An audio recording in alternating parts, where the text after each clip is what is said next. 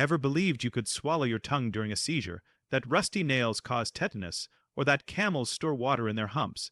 Turns out everything you thought you knew is completely wrong. These medical myths have been passed down for generations, becoming so embedded in our culture that we accept them without question. Today, I'm exposing 9 of the most dangerous and widespread health myths that could literally be putting lives at risk. Not only will you learn the truth behind these misconceptions, but I'll show you what actually happens when people follow this deadly advice. Let's get right into it. Number 9, the deadly tongue swallowing lie that's breaking jaws everywhere. Picture this: someone collapses, their body starts convulsing, and suddenly everyone transforms into amateur surgeons. Quick, she's swallowing her tongue. Wallets fly. Spoons appear from nowhere. Desperate fingers dive toward the victim's mouth like they're mining for gold. Stop right now. You are the biggest threat in this room. Your tongue is literally bolted to your mouth floor. There's this biological chain called the frenulum that's stronger than steel cable. Trying to swallow your tongue is like trying to swallow your own knee while it's still attached to your leg. Go ahead, try it. I'll wait. This 200-year-old myth has shattered more teeth than a hockey fight. It's turned good Samaritans into accidental jawbreakers. Every time someone jams a wallet into a seizing person's mouth, a dentist somewhere gets a new yacht. Here's what actually happens during a seizure. The muscles go haywire, including the tongue. It might roll back, but swallowing itself is impossible. Your body isn't that badly designed, so what should you do? It's stupidly simple. Clear the area and cushion their head. That's it. No heroic mouth diving needed. Number 8. The knuckle-cracking arthritis apocalypse. Your mom warned you and your teacher scolded you. Stop cracking your knuckles. You'll get arthritis. Doctor. Donald Unger heard this and was like, challenge accepted. This absolute madman spent 60 years cracking the knuckles on only his left hand. The right hand he left pristine and uncracked. 900 days of one-sided knuckle destruction passed by. After 6 decades, he compared both hands. The result: no arthritis, no damage, no difference. So, what's that satisfying pop? It's not bones grinding into dust. Inside your joints, there's synovial fluid packed with dissolved gas. When you pull or bend your fingers, you create space in the joint. The pressure drops, and those gases form bubbles that immediately burst. You're literally popping internal bubble wrap. That's it. Tiny bubbles bursting. Your bones aren't splintering. Your cartilage isn't crumbling. You're just making underwater fireworks in your finger juice. After you crack, you need about 20 minutes for those gases to dissolve back into the fluid. That's why you can't rapid-fire crack the same knuckle. Your body needs time to reload the bubble gun. The only real downside is annoying everyone in a 10-foot radius and maybe slightly weaker grip strength if you go full crackhead and pop them constantly. But arthritis, that's a myth that needs its own joints cracked. Number 7, the rusty nail tetanus terror. Every parent's warning echoes through time. Don't step on rusty nails, you'll get tetanus. Rust has absolutely nothing to do with tetanus. Zero, nada. You've been fearing the wrong villain this entire time. The real culprit is a microscopic serial killer called Clostridium tetani. These bacterial bad boys don't live on rust. They live in dirt, soil, and animal poop. They're literally everywhere. They're probably throwing underground raves in your garden right now. Here's why everyone blames rust. Rusty objects are usually rusty because they've been sitting outside in dirt where the actual killers live. The bacteria are just using rust as their personal Uber ride into your bloodstream. The rust is innocent. It's just bad at choosing friends. A pristine surgical steel nail, fresh from the factory, but rolled in dirt. Way more dangerous than a rusty nail that's been sitting in your clean garage for decades. Your tetanus risk has nothing to do with oxidation and everything to do with location, location, location. These bacteria are oxygen haters. They despise fresh air like vampires hate sunlight. That's why they love deep puncture wounds. It's their perfect oxygen-free hideout. Once inside, they throw the worst party ever in your nervous system, releasing toxins that make your muscles lock up tighter than a bank vault. Hence lockjaw, your jaw literally locks shut. The fix is to just keep your tetanus shots updated.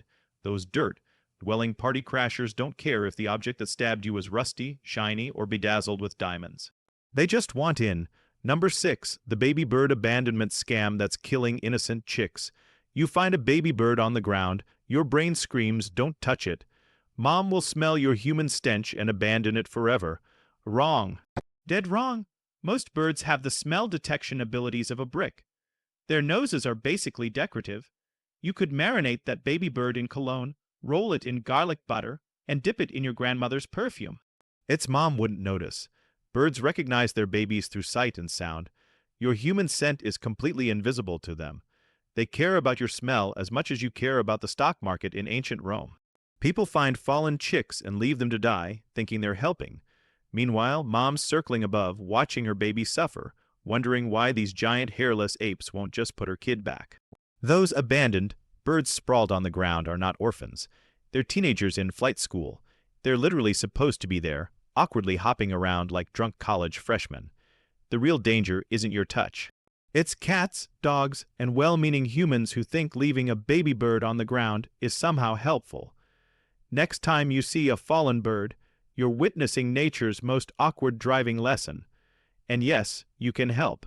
Number 5, the Sleepwalker heart attack horror story. Never wake a sleepwalker. Your grandmother hisses, their heart will explode, they'll have a stroke, their soul will get lost. Literally, none of that is real. The truth is, waking a sleepwalker is about as dangerous as waking someone from a nap. The worst-case scenario is they'll be confused, maybe grumpy. The real danger is letting them wander around. Your sleepwalking roommate isn't peacefully strolling through dreamland. They're stumbling through your actual kitchen with your actual knives. Your buddy's brain is running on 10% battery. They decide it's sandwich time. Now they're wielding a butcher knife while essentially unconscious. They could walk into traffic, fall downstairs, start a fire trying to cook pancakes. That's your actual nightmare scenario. This myth probably started in medieval times when people thought sleepwalking meant your soul was taking a midnight joy ride. Like your spirit just decided to go bar hopping while your body stayed home. Number 4, the Daddy Longlegs venom conspiracy.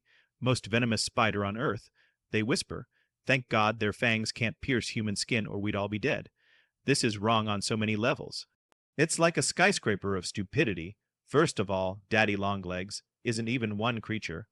It's 3 completely different animals wearing the same Halloween costume. Let's meet the imposters. We have the harvestman, which is not a spider. Not venomous, has 0 venom glands. This thing is as deadly as a cotton ball soaked in baby tears. It couldn't poison you if it spent a year training with assassins. The cellar spider. This one is an actual spider, sure, but its venom is like bringing a water pistol to a gunfight. This venom is designed to paralyze tiny insects, not humans. Trying to kill you with cellar spider venom is like trying to demolish a skyscraper with a rubber hammer. Finally, we have the crane fly. These bumbling mosquito wannabes that kamikaze into your lights every summer night. They're basically flying idiots that can barely feed themselves, let alone execute a human. Most don't even have functioning mouths. They're born, they mate, they die. That's their whole LinkedIn profile. 3 harmless creatures, 0 deadly venom.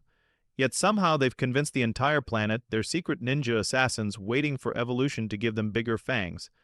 These guys should win a Nobel Prize in marketing. Number 3, the shark swimming death sentence. Sharks die if they stop swimming. Every ocean documentary seems to scream this. Like sharks are cursed to swim forever or face instant death. But most sharks can stop whenever they damn well please. Only a handful of shark species, the show-offs like great whites and makos, actually need constant motion to breathe. They're the CrossFit addicts of the ocean, forever on that cardio grind. Water needs to constantly flow over their gills so they swim or suffocate. But the majority of sharks have built-in scuba gear. They have special muscles in their cheeks that pump water over their gills while they're completely still. They can park on the ocean floor and binge. Watch the sea equivalent of Netflix. Nurse sharks literally sleep in piles like underwater puppies. Some sharks partially bury themselves in sand for power naps. Angel sharks are basically ocean carpets that barely move for hours. The myth probably started because nature documentaries love filming the athletic sharks. It's like assuming all humans run marathons because you only watch Olympic coverage, but most sharks are couch potatoes.